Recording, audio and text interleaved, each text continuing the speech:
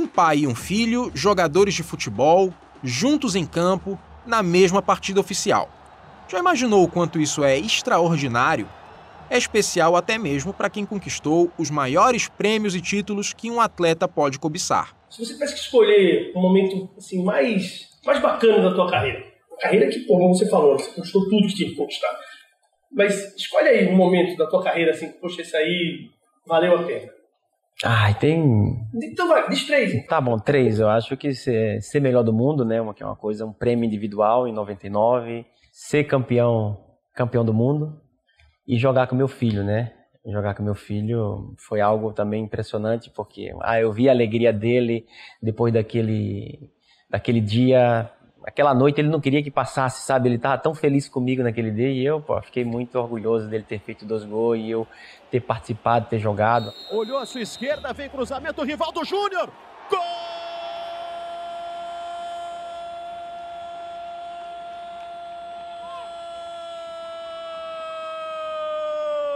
Se eu não me engano, acho que eu sou o único jogador que jogou com pai e filho, jogou e fez gol no jogo oficial. Agora é a vez do pai comemorar o segundo gol do Mogi, Rivaldo de pênalti. Rivaldo, titular do Brasil em 2 Copas, principal jogador do Barcelona em 5 temporadas, precisou jogar até os 43 anos de idade para viver esse momento em 2015. Apesar da boa forma física, ele sofria com dores nos joelhos a cada partida. Era o camisa 10 do Mojimirim e não tinha ninguém que conseguisse dizer a ele que não jogasse. Não só porque era o Rivaldo, mas também porque fazia quase 7 anos que ele era o presidente do Mojimirim. O pai escalaria o filho ou não? O presidente, o pai presidente? Tem que ir devagar, né? Tem que ir devagar, respeitar sempre o treinador, que na minha opinião é um bom treinador. Rivaldo Júnior, o Rivaldinho, é o filho mais velho do craque. A temporada de 2015 foi a primeira dele como profissional. Ele é atacante, estava com 20 anos na época e tinha acabado de subir do time sub-20 do Mogi. Tá ansioso? Quem sabe qual a possibilidade de jogar com o pai? Quem sabe ele dar essa bola pra você? Quem sabe, né? Isso aí depende do professor, se eu continuar em campo, se ele entrar, então pode ser um momento histórico, mas a gente não tá nem pensando nisso. Pai e filho jogando juntos já é algo muito raro, mas o que Rivaldo e Rivaldinho viveram provavelmente não tem precedentes. Aconteceu no dia 14 de julho de 2015. Naquela noite, o Mojimirim recebeu o Macaé pela Série B do Campeonato Brasileiro.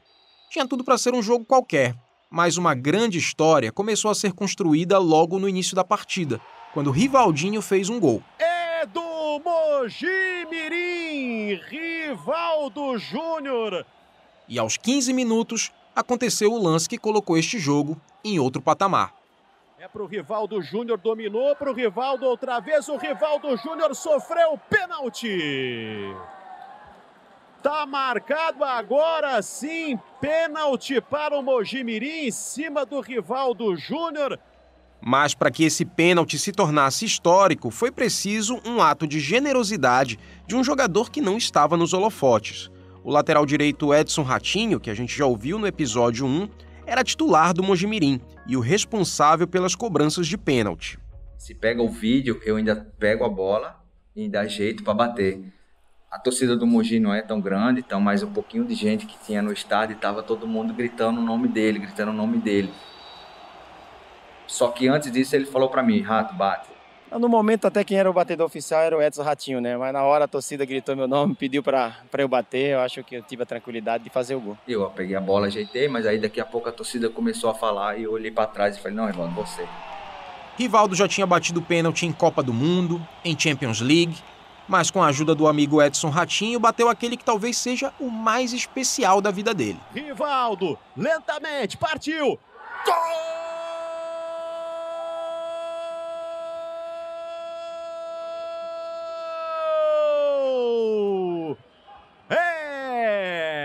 Mojimirim. E ainda teve mais um gol de Rivaldinho antes do intervalo. Passe, posição legal, Rivaldo Júnior para fazer, Rivaldo Júnior. Gol!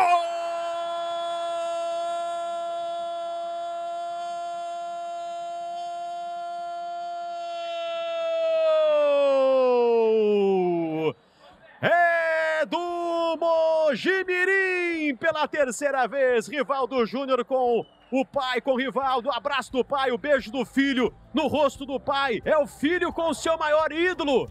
Isso é bonito no futebol. No intervalo do jogo, Rivaldo e Rivaldinho deram uma entrevista, mas essa não tinha o mesmo tom protocolar que outras entrevistas tinham. Agora eles falavam como pai e filho que fizeram gols juntos num jogo oficial de futebol. Jogar ao lado do filho e ainda marcar. É uma sensação que se compara a essas grandes emoções que você já viveu? Com certeza, isso é um prêmio muito importante na minha vida. Ter a felicidade de jogar um jogo iniciando com meu filho, fazer um gol, meu filho fazer 2. Poucos têm a sorte que eu tenho de ter um campeão do mundo em casa. Tudo que eu sou hoje eu tenho que agradecer muito a ele. Já tinha ouvido falar de pai e filho marcando gol no mesmo jogo? Você sente que entrou para a história de novo hoje? Eu acho que entrei para a história. Eu acho que eu já vi falar que jogou já pai e filho, mas não fazendo gol pai e filho no jogo oficial. Rivaldo tinha títulos, prêmios e dinheiro, mas escolheu prolongar a carreira mesmo com os joelhos castigados para jogar com Rivaldinho. O motivo dessa decisão não era esportivo. O craque consagrado só queria desfrutar, e cada minuto em campo era a celebração de uma conexão especial que o futebol proporcionou. Tão especial quanto a que Rivaldo viveu no papel de filho. O pai dele, avô de Rivaldinho, também amava futebol e foi o principal incentivador do craque no começo da carreira. Durante muito tempo, inclusive, foi a única pessoa que acreditava que Rivaldo poderia ter sucesso como jogador.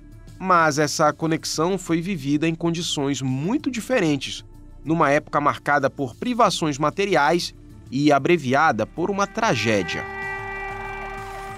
Você está ouvindo o Rivaldo Confidencial, um podcast original Globoplay. Episódio 2, Vado de Romildo.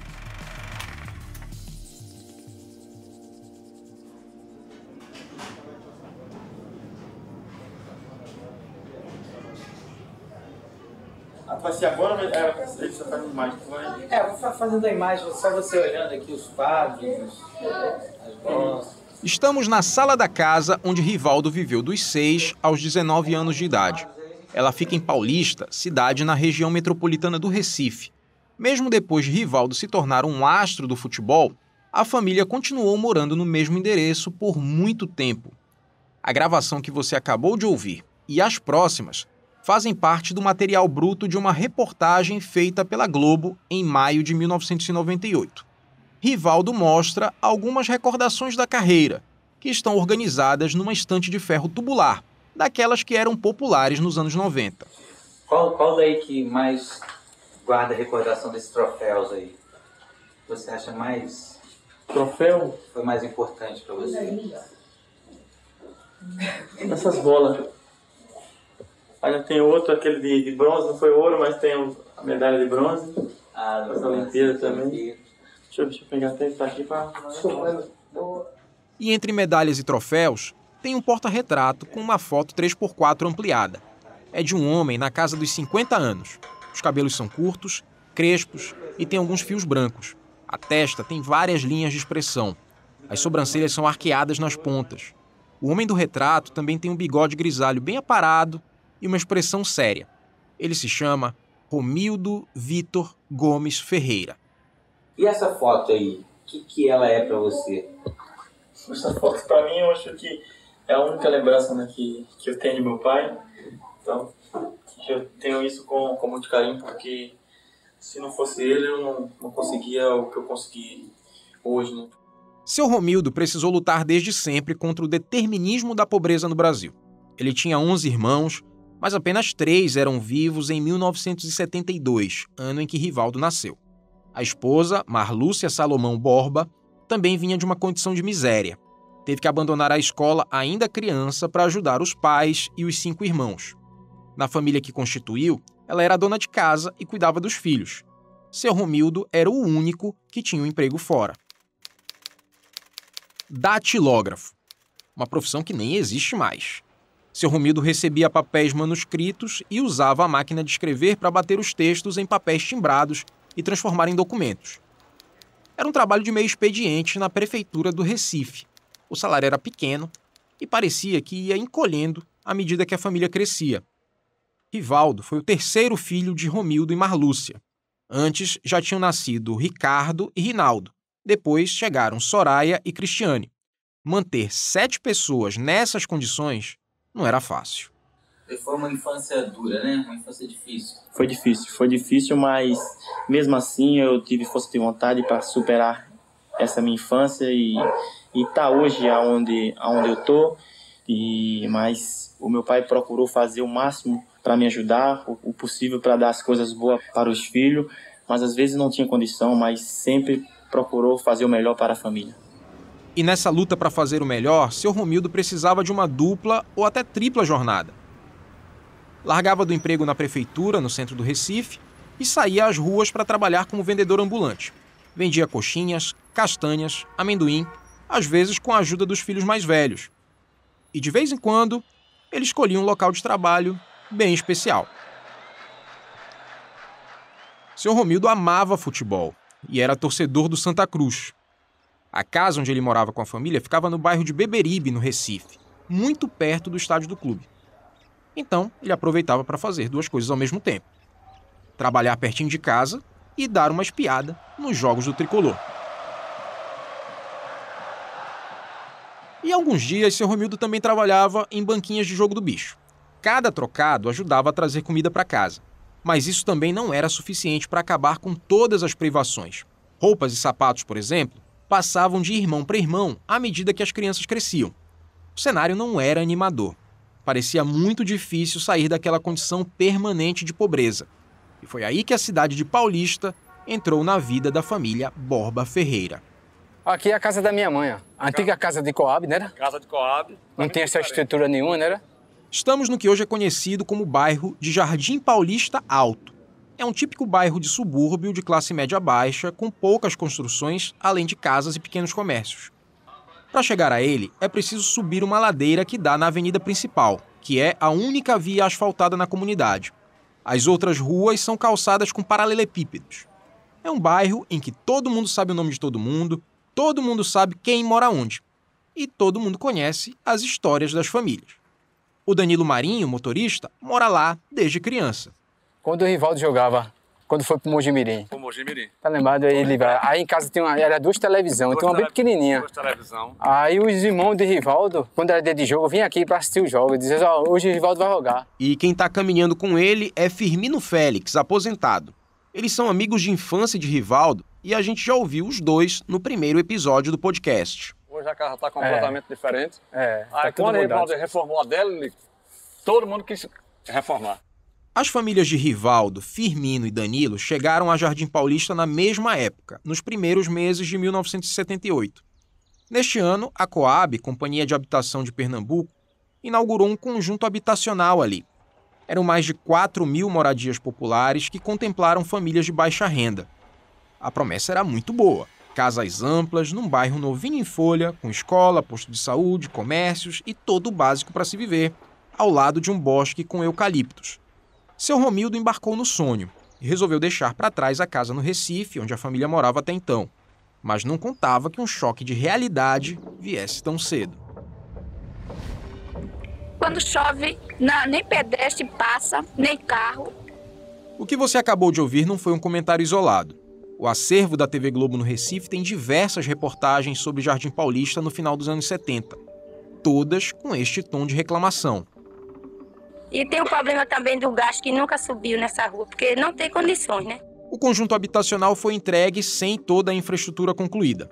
As ruas não tinham asfalto, o abastecimento de luz e água não chegava a todas as casas e o saneamento básico era inexistente. Até as telhas que cobriam as moradias causavam problemas. Eram telhas de amianto, que absorviam o calor durante o dia e o irradiavam durante a noite. Faz muito calor, é insuportável. Até uma flor que nós põe em cima da mesa fica tudo murcha. As cadeiras ficam e nós não podemos nem sentar. Isso tudo é provocado por esse tipo de telha. Queima a pele da gente, queima a cama, fica tudo quente, os móveis, as cadeiras. Eu já derrubei um quarto, uma parede de um quarto, para poder ver se entrava alguma ventilação. Mas da desidratação nas crianças, fica assim, raquítica, por causa do calor, a temperatura que é demais, chega às telhas suas. Fora a insalubridade, ainda tinha a questão da distância.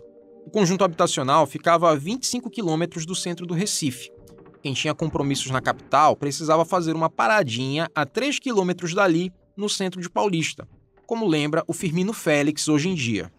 Para sair de casa, tem que sair de casa e levar uma roupa para trocar em Paulista. Porque era ridículo, cara. Devido. Quando chovia, a gente não saía. A gente saía descalço, levava a nossa roupa dentro de uma bolsa, para quando chegar lá em Paulista, trocar de roupa, porque não tinha condições à rua. Para quem era criança nessa época, só tinha uma coisa que poderia fazer com que todo o abandono do poder público fosse esquecido: o futebol. Mas a quadra esportiva, que também estava no projeto do conjunto habitacional, não foi construída. E lembra que a comunidade ficava ao lado de um bosque de eucaliptos? Um morador resolveu tomar uma iniciativa, como conta o Danilo Marinho. Derrubou os pés de eucalipto, né, para poder fazer o campo. A gente foi, cortava à noite para ninguém chamar a atenção da prefeitura, né? Todo mundo ajudou aqui a comunidade, né? Quem gostava de bater aquela pelada. Foi aos poucos a gente começava a derrubar uns pés de árvore, umas coisas para poder fazer esse campo. O campo tinha 2 nomes: Campo dos Eucaliptos, por causa das árvores que existiam lá antes, ou Campo do Gonzagão, porque era o nome do morador que teve a ideia de derrubar as árvores. Só que o mais importante é que o campinho de terra batida ficava nada mais que 20 metros da casa da família de Rivaldo. Aquele campinho é o que para você, na sua vida? O que significou? Não, significou tudo, né? Significou o meu início, porque foi dali que eu consegui estar onde eu estou hoje, consegui sempre jogar descalço, porque não tinha condição de ter um sapato, uma chuteira, não tinha condição de ter um tênis, não ter nada.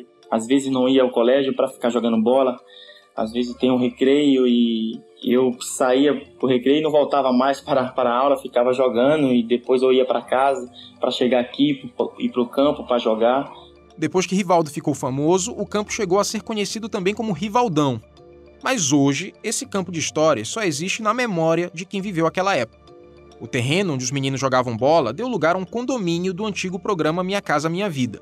São vários prédios de 4 andares, com apartamentos de 45 metros quadrados e área de lazer completa, inclusive um mini campo de futebol. Que saudades. Que do campo da gente. Eu lembro que a era barra... aqui, né? A barra era aqui. Tinha uma barra aqui. Aí a outra lá, né? Essa parte daqui toda eucalipto, essa parte daqui toda eucalipto, lá atrás. Não sei se ele tinha um colégio, já tinha um colégio. Não tinha colégio não. Aqui era a casa, tudo vila, né? Não existia colégio ainda não, né? Não existia colégio ainda não. Era. Agora que dá uma saudade, ver, acabaram dá com uma saudade. A saudade é sinal de que o futebol conseguiu salvar uma grande parte das lembranças de uma época marcada pela pobreza e pelo descaso das autoridades com a comunidade. E o futebol também trouxe as primeiras grandes amizades de Rivaldo, que nessa época ganhou um apelido lembrado na vizinhança até hoje. Não era Rivaldo, era Vado. Rivaldo é até difícil a turma conhecer ele, como o Rivaldo quando começou a carreira. A gente chamava ele de Vado. Vado logo mostrou que não era qualquer um com a bola nos pés. E olha que por causa da idade dos irmãos, ele sempre jogava contra meninos mais velhos. Firmino Félix jogava de zagueiro nas peladas de Jardim Paulista e foi vítima da habilidade do garoto. E Rivaldo me deu um drible da vaca que eu caí no chão, passei 3 dias sem trabalhar, que ele botou por debaixo das minhas pernas, deu um banho de cu em mim, fiquei doente por causa de você. Foi o drible da vaca que ele deu, saí da pelada por causa de ser Rivaldo. A responsabilidade todinha, Vado, é sua. Hoje é fácil dizer que Rivaldo já demonstrava um talento fora de série desde quando era apenas Vado de Jardim Paulista. Mas o Danilo Marinho, o outro amigo de infância que a gente encontrou por lá, faz uma ressalva. Eu falo muito também dos irmãos de Rivaldo. Quando o Rinaldo e o Ricardo jogavam os 3 irmãos no mesmo time, aí a pelada aqui não tinha pra ninguém não. É difícil ganhar deles, entendeu? Aí quando eu jogava os irmãos juntos, era como se fosse o ataque de 2002. Rivaldo, Ronaldo e o Ronaldinho Gaúcho, entendeu? Assim, seu Romildo reacendeu um sonho que ele mesmo tinha quando era mais jovem: ser jogador de futebol, especialmente do Santa Cruz. Ele chegou a jogar por clubes amadores e acabou parando porque sustentar a família se tornou algo mais urgente. Mas com 3 filhos sendo muito elogiados nas peladas do bairro, dava para acreditar que pelo menos um iria longe. E apenas um deles demonstrou que estava disposto a se dedicar de verdade: Vado. E o sonho do seu Romildo era ver o filho ser jogador de futebol. É porque o pai foi um dos primeiros, era muito pegado a Rivaldo. Todos os treinos levava ele e voltava. Era uma ligação muito forte entre pai e filho, entendeu? Ele gostava muito de futebol, mas onde o seu Romildo estava, Rivaldo estava lá. Era um incentivo para Rivaldo começar o início do futebol. A importância do incentivo do pai é um assunto recorrente nas entrevistas de Rivaldo. Em 1998, antes da Copa do Mundo da França, ele falou sobre isso para a TV Globo. Ele sempre estava comigo em qualquer campinho que eu ia jogar, sempre estava comigo, sempre estava me ajudando. Então, eu tenho certeza que eu consegui tudo que eu tenho hoje através dele. Em 2018, já aposentado, voltou a falar do pai numa gravação para o Esporte Espetacular. Você lembrava muito do teu pai, Rivaldo? Eu lembro até hoje, né? Imaginando tudo isso. Porque ele gostava de futebol, né? Ele adorava futebol e ele acreditava em um dos 3 filhos deles, um deles ser jogador de futebol, né? Era o meu torcedor principal, aquele cara que torcia por mim, assim, em pelada, ele queria entrar, quando alguém batia, dava uma porrada em mim, ele queria entrar para brigar com as pessoas que batiam em mim nas peladas, ele ficava revoltado com isso. Fica muito clara, então, a força da relação entre Vado e seu Romildo. Os dois compartilhavam e alimentavam um sonho juntos, mas sempre de uma forma bem realista. Seu Romildo queria que o filho não descuidasse dos estudos. Ele sabia que, de todos os garotos que sonhavam com futebol, poucos chegavam a se tornar jogadores profissionais. Além disso, a pobreza ainda assombrava. Vado vendia fruta no centro de Paulista. A situação de Vado era um pouco difícil. Ele pegava um carrinho de mão, botava umas frutazinhas para sobreviver. Vendia banana, vendia laranja, vendia muitas coisas, fruta, verdura, tudo, para sobreviver. Porque a situação era difícil, a família grande, Ricardo, Rinaldo, Rivaldo, Soraya, Cristiane, Dana Marluce, e nessa época, seu Romildo era funcionário da prefeitura. Mas também é bom lembrar que seu Romildo estava sempre com algum trabalho extra na manga, e isso ajudava não só com dinheiro. Seu Romildo, constantemente, que ele trabalhava no Recife, ele sempre pegava carona comigo. E ele foi ser porteiro do Santa Cruz. E ele conseguiu uma vaga para Rivaldo treinar no Santa Cruz. O ano era 1983. Aos 11 anos, Rivaldo começou a treinar no Clube do Coração de seu Romildo. Foi recebido por Mário Santana, treinador da escolinha.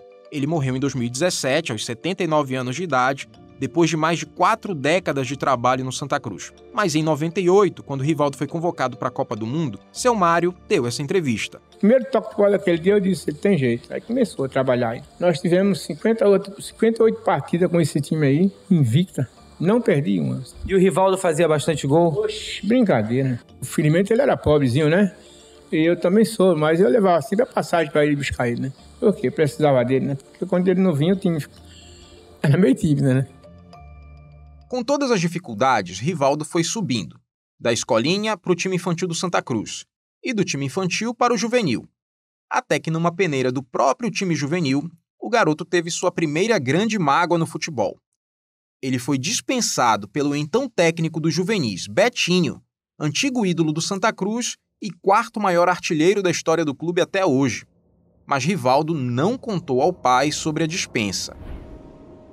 A versão da história que chegou a seu Romildo foi que o time juvenil estava com garotos demais, e Rivaldo dificilmente teria a chance de jogar com regularidade. Assim, ele voltou a bater bola no campinho de Jardim Paulista e foi descoberto por outro olheiro, Cláudio Ponês, que trabalhava no Paulistano, clube da cidade onde a família de Rivaldo morava. Cláudio fez o convite e Rivaldo aceitou. Foi jogar o Campeonato Pernambucano Juvenil pelo Paulistano. Era o melhor dos mundos naquele momento, treinar perto de casa e jogar uma competição federada. E deu certo. Veja só o que saiu no Diário de Pernambuco do dia 8 de novembro de 1988. O goleador do Paulistano é destaque no certame juvenil. Concluído o primeiro turno do Campeonato de Juvenis, conquistado pelo Náutico, algumas boas novas foram verificadas, sendo que o Paulistano apresentou valores que podem, em 1989, integrar a equipe de profissionais. Vado, centroavante do time de Paulista, é o principal goleador do certame com 9 gols. Vado. Não esqueceu do apelido de Rivaldo no bairro, né? Pois bem, desses 9 gols que o jornal registrou, 2 deles tinham sido marcados, adivinha contra quem? No dia 26 de outubro, o Santa Cruz recebeu o Paulistano, e o jogo terminou 2-2 no tempo normal, com 2 gols de Vado. No desempate na decisão por pênaltis, ele marcou o gol que deu a vitória ao time de Paulista. E aí surgiu uma das histórias mais marcantes da vida de Rivaldo. Me mandaram embora ao Santa Cruz e depois eu tive que voltar para o Santa Cruz porque eles viram que eu era um bom jogador, mas eles tinham me dispensado. Eu tive que voltar para lá e foi daí que eles começaram a me dar a passagem para eu ir e treinar. Mas esse retorno não foi tão simples assim. No jogo em que marcou em cima do Santa, Rivaldo tinha sido reconhecido por um integrante da comissão técnica do Tricolor. E esse integrante depois descobriu que Rivaldo continuava vinculado ao Santa Cruz na Federação Pernambucana de Futebol. O Santa protestou, a federação decidiu anular e remarcar o jogo, mas o paulistano não aceitou. Acabou eliminado do campeonato e Rivaldo foi chamado de volta para o Santa. A princípio ele não queria aceitar, tinha se sentido desprestigiado e preferia continuar no paulistano. O trabalho de convencimento envolveu até seu Romildo. Dirigentes do Santa conheciam o pai de Rivaldo e o chamaram para conversar. Acabaram fazendo o menino mudar de ideia. E é preciso relembrar um fato que eu te contei agora há pouco. Todo esse impasse aconteceu sem que seu Romildo soubesse de um detalhe importante da história. Rivaldo nunca mais teve a chance de poder contar ao pai que tinha sido dispensado do time que ele tanto amava. Dia 6 de janeiro de 1989, uma sexta-feira que parecia ser como outra qualquer. Os pais de Rivaldo precisavam ir a uma agência bancária no centro do Recife. Na época, a dona Marlúcia recebia uma pensão que ajudava muito no orçamento da família. E como ela não sabia andar sozinha de ônibus na capital, seu Romildo sempre ia junto. Naquela sexta-feira, antes de ir ao banco, o casal encontrou Rivaldo, que voltava de um treino. Ninguém imaginou que naquele rápido abraço haveria um adeus. Seu Romildo e dona Marlúcia pegaram o ônibus, desembarcaram. Alguns passos depois entraram no banco. Mas naquela sexta-feira, o atendimento demorou mais do que o normal. 1 hora, 2, e seu Romildo preocupado. Cada minuto que passava ali dentro era 1 minuto de atraso no trabalho. Foi aí que ele teve uma ideia: sair do banco e ir rápido na sede da prefeitura onde ele trabalhava. Lá, ele avisaria ao chefe sobre o contratempo no banco e voltaria para fazer companhia à dona Marlúcia. Mas aí o chefe sugeriu que ele adiantasse uma parte do serviço antes de voltar à agência. Tomaria poucos minutos. Seu Romildo aceitou. Pediu a um colega que lhe avisasse quando tivessem passado 20 minutos. Passaram 40 e o colega não avisou. Seu Romildo se desesperou e saiu correndo pensando em dona Marlúcia sozinha no banco. E num lance de desatenção fatal no meio do caminho, seu Romildo tentou atravessar uma avenida movimentada e foi atropelado por um ônibus.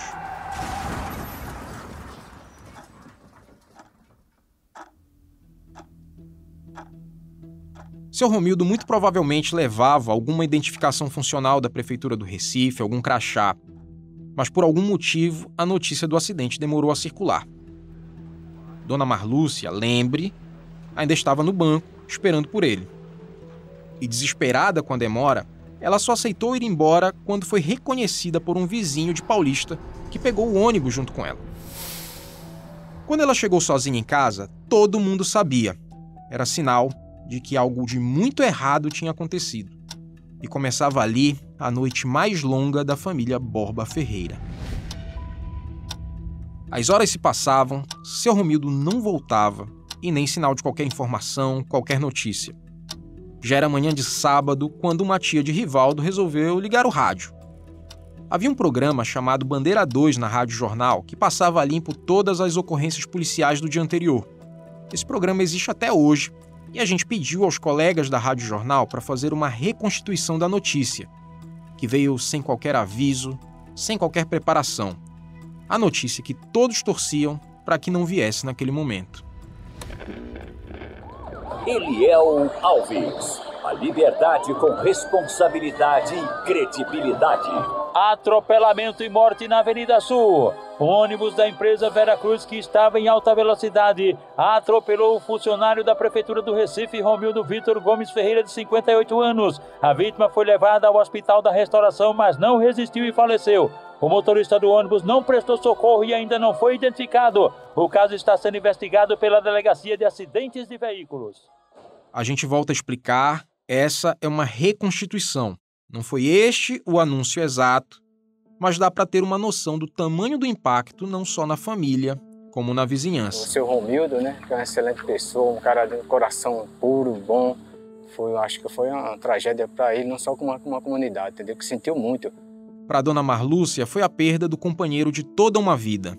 Só falar em nome dele, assim, saudade. E para Rivaldo foi embora a grande referência. E depois que morreu, fiquei muito triste. Eu acho que até com o pensamento de não jogar mais futebol. Mas depois, com a ajuda da minha mãe, da minha família, que queria que eu realizasse o sonho do meu pai, aí foi que eu tive muita força de vontade e consegui ser o que eu sou hoje. Quando Rivaldo nasceu, seu Romildo já tinha mais de 40 anos de idade. Mas Vado se tornou pai bem mais jovem, aos 23. Tô ligado em você, né? Seguridade. A mulher ficou em Paulista, né? Incrível, dorme, tu colo, né? Esse pai é um... Na verdade. Olha que lindo, olha sua irmã. Rivaldo Júnior nasceu em 29 de abril de 1995. A mãe dele, Rosimeire, tinha conhecido Rivaldo 3 anos antes em Mojimirim. Os dois começaram a namorar, casaram e ficaram juntos até 2003, quando se divorciaram. O primeiro filho do casal nasceu quando Rivaldo vivia uma grande fase no Palmeiras. Ele tem noção disso? Já? Você entendeu que seu pai vai jogar na Copa? O pai vai jogar onde? Quê? O pai vai jogar onde? Tira chupeta. Copa. Tem que tirar a chupeta, senão não envia nada. Tira chupeta. Copa. É? Copa do Rei. Copa do Rei. Você quer outra Copa? Copa do Mundo, fala. Copa do Mundo. Pelo Brasil. E não dá para comparar a primeira infância de Rivaldinho com a do pai. Com o sucesso no futebol, Rivaldo conquistou uma independência financeira que seu Romildo nunca sonhou. Isso sem falar na vida fora do país. Quando Rivaldinho tinha 1 ano de idade, o pai foi jogar no exterior. E tá hoje aonde eu tô. E dá tudo que eu não tive nessa infância, agora eu tenho condição de dar para meus filhos. Então fico contente disso. Já na Espanha, Rivaldo e Rose tiveram Tamires. Os 2 irmãos frequentaram uma das melhores escolas internacionais de Barcelona. Foram educados numa cidade vibrante culturalmente. Poderiam fazer o que quisessem da vida. Mas no caso de Rivaldinho, tinha algo que o trazia para o mesmo caminho do pai. A visita ilustre. Rivaldinho, de 4 anos, já sabe dar autógrafo. O filho de Rivaldo aparece em vários comerciais na TV espanhola e é muito conhecido por aqui. Sou aquele negrito, África tropical, que te van cantando a canção do Colacao. Colacao, el alimento de los Colacao. És o Colacao. Todo mundo adoraram o que ele fez na televisão, mas é claro que não vai ficar fazendo sempre. Acho que a preocupação minha é que ele estude, que é mais importante que essas propagandas que faz. Rivaldinho acompanhou o pai não só na publicidade. Em várias apresentações nos clubes onde jogou, Rivaldo estava com o garoto por perto. No Cruzeiro, em 2004. De preferir jogar no Cruzeiro porque daí eu posso ver mais ele de mais perto e acompanhar os jogos dele. No Olympiacos da Grécia, também em 2004. Tô gostando, né? Vai ver a Olimpíada aqui? Não vai dar porque tem escola também, né? Ou de volta ao futebol paulista em 2011. Estou muito feliz de ter visto ele aqui no São Paulo, que para mim está sendo uma emoção muito grande. E a imprensa adorava essa relação, especialmente a imprensa espanhola. Escuta só o que escreveu o jornal Mundo Deportivo no dia 10 de setembro de 1997, menos de um mês depois da chegada de Rivaldo ao Barcelona, quando Rivaldinho tinha só 2 anos de idade. Rivaldinho não é canhoto como o pai, mas é um craque. Chuta com o peito do pé com uma força descomunal. E não é só força. Também chuta colocado, passa os dias com uma bola no pé, finaliza até de cabeça e tem faro de goleador. Já aprendeu a comemorar os gols como faz o pai. Levanta a camiseta para trás da cabeça e voa. É um fenômeno e não o digo por paixão de pai, afirma Rivaldo. Esse relato dá uma dourada na pílula, mas não consegue desmentir um fato. Rivaldinho nasceu imerso no primeiro mundo do futebol. Craques do Barcelona marcavam presença nas festas de aniversário dele. Ainda menino, frequentou centros de treinamento, estádios, sempre com acesso privilegiado. Era muito difícil que Rivaldinho não quisesse ser jogador de futebol também. Você tem quantos anos? 15? Tenho 15. 15, 1 metro e? 1,85 m, eu acho. É, canhoto, destro, fala só, bicho, atacante. Sou destro e sou atacante. Ô, Joana, eu queria perguntar pro Rivaldinho qual que é o estilo dele. Eu sou centroavante, mais de área, camisa 9, fazer gol. Apesar do nome e do DNA de um craque consagrado, Rivaldinho sempre quis construir a própria carreira sem a interferência do pai. Aos 12 anos, passou numa peneira no Mojimirim, time da cidade onde a mãe morava. Quando o pai assumiu a presidência do clube em 2008, o filho já estava jogando lá e se destacou. Tanto que aos 17 foi para a base do Corinthians. Abriu mão do conforto da casa da mãe e foi viver num alojamento com outros jovens jogadores. Dividia quarto, tinha um armário pequeno, comia num refeitório, zero glamour.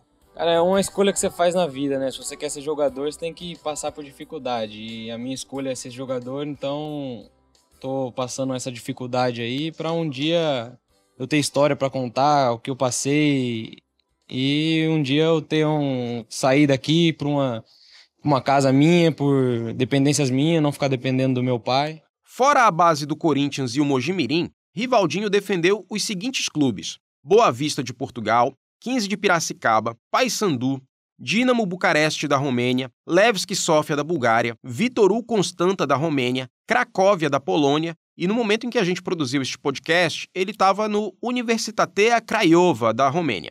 Ou seja, fora o Mojimirim, ele não jogou em nenhum time em que o pai já tinha jogado. Conseguiu aproveitar as condições materiais que teve desde que nasceu para construir a carreira por conta própria. Olha, aqui desde isso acho que é da criação, né? Desde pequeno, minha mãe e meu pai sempre me falaram que, olha, nunca vai te faltar nada, você tem tudo, mas você tem que conquistar por você.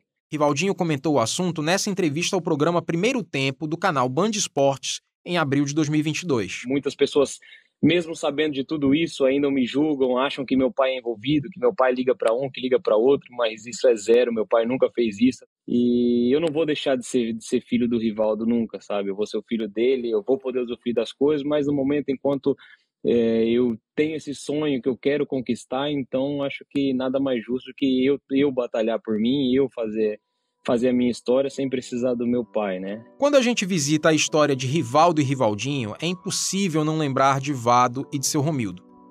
E a impressão que dá é que Rivaldo tentou espelhar no filho as vivências que gostaria de ter compartilhado com o pai, mas que aquele atropelamento no centro do Recife não deixou, não deu tempo. E quem conhece bem o Rivaldo sabe o tamanho do vazio que seu Romildo deixou. É o caso do Edson Ratinho. Em 15 anos de amizade, Ratinho já ouviu Rivaldo contar a história do pai muitas vezes. Às vezes que eu vinha para Recife, ele fazia o caminho que o pai dele saía para trabalhar, o que voltava, e o que ele sempre, uma coisa que ele sempre falava para mim que marcava, ele falava: Rato, o meu pai, todo mundo, a gente imaginava que ele poderia morrer de várias coisas, menos de ser atropelado, porque quando a gente ia passar na rua, ele parava, se pegava nas nossas mãos, olhava para um lado para o outro umas 3 vezes para poder passar. E infelizmente o pai dele morreu assim, né? Acho que algo que faltou na carreira dele foi isso, de ter o pai dele ter visto ele chegar onde chegou e conquistar tudo que conquistou.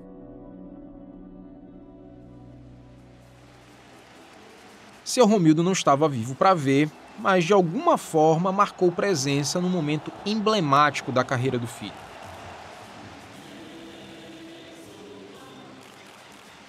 Era uma quarta-feira, 28 de abril de 1999. Uma noite chuvosa na Catalunha e uma festa enorme no estádio Camp Nou. O Barcelona terminava naquela noite as comemorações do centenário do clube. Centenas de jogadores que marcaram época no Barça estavam no gramado para ser homenageados, e quase 100 mil pessoas estavam nas arquibancadas.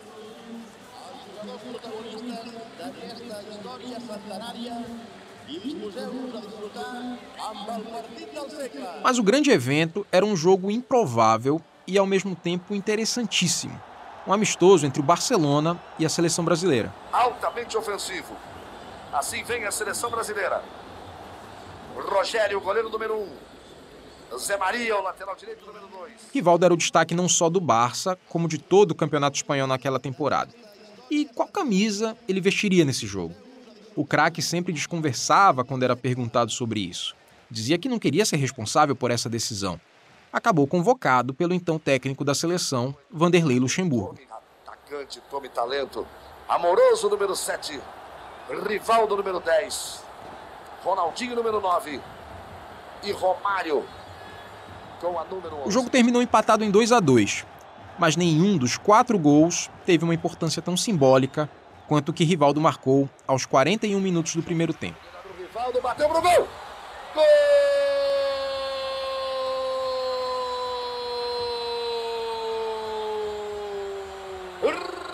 Rivaldo para fazer a festa do torcedor brasileiro.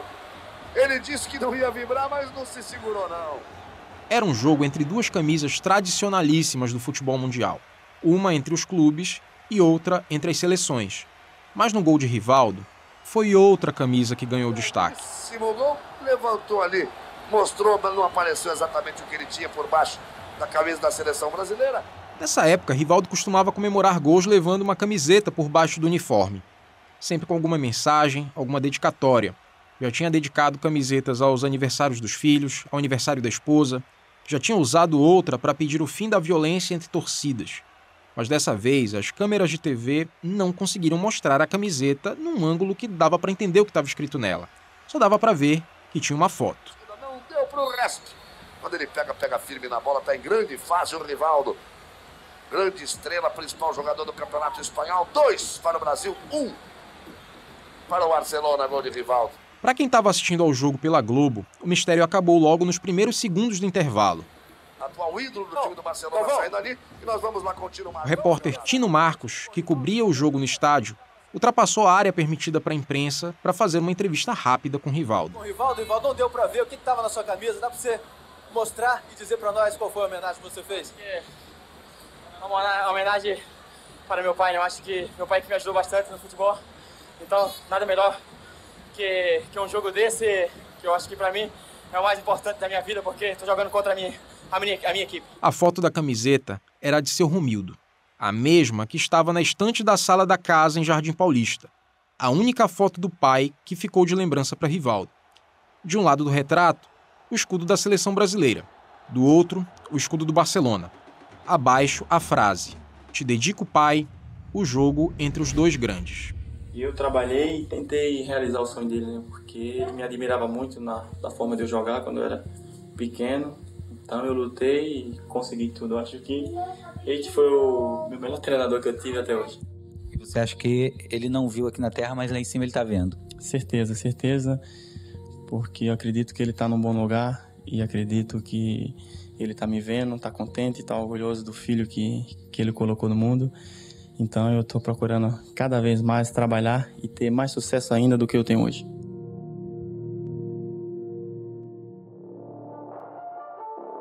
No próximo episódio de Rivaldo Confidencial.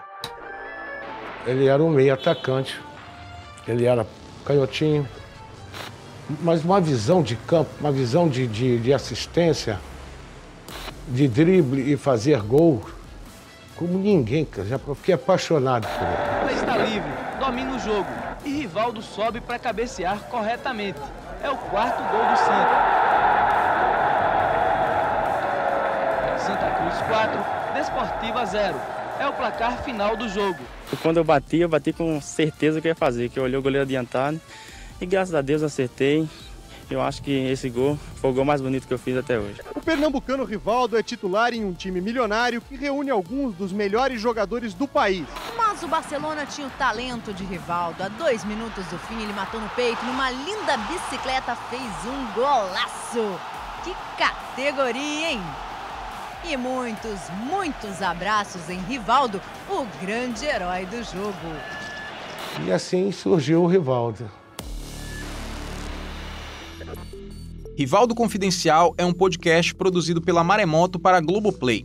Eu sou Leonardo Aquino, jornalista, pesquisador, roteirista e apresentador deste projeto. E esta é a equipe. Pesquisa, Breno Costa. Reportagem e gravações externas, Breno Costa, Raí Oliveira, J. Júnior e Marcos Vasconcelos. Roteiro, Amanda Mira, Maíra Alfradique e Daniel Miller. Produção, Ana Neves. Edição, Roberto Rudinei. Sonorização, Ana Mariquito e Vinícius Krieger.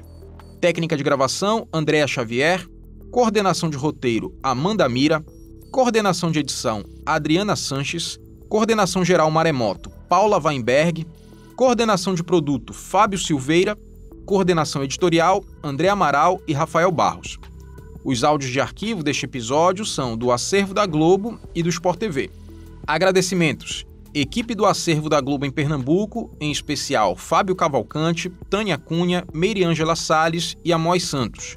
Band Esportes, Arquivo Público de Pernambuco, Eliel Alves, Vitor Tavares e Mônica Carvalho da Rádio Jornal, Arline Lins e Paulo Moraes.